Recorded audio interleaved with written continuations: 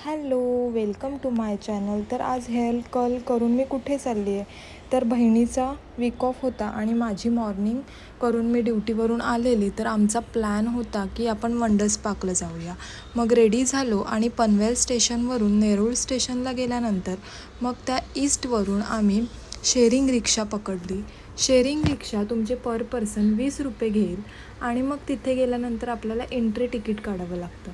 तर entry ticket काढताना पर person 50 rupees आहे. तर तुम्हाला एंट्री दिली जाते. मग एंट्री केली आणि मग तिथे आम्हाला राईडमध्ये बसायचं होतं. तर प्रत्येक राईडचे वेगवेगळे चार्जेस आहेत.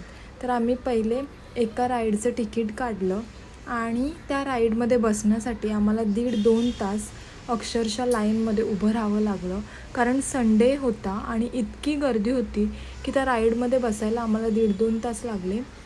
आम्ही संध्याकाळी गेलेलो. तुम्ही बघू शकता, रात्र झाले मी त्या राईडमध्ये बसलेली आहे. राईड इतकी काही फास्ट नव्हती, बट ठीक होती. मग असा माझा एक्सपिरियन्स होता.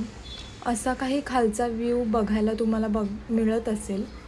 त्यानंतर मी फ्लिपफ्लॉप घातलेली, थोडं टेन्शन आलेलं, फ्लिपफ्लॉप पडली तर.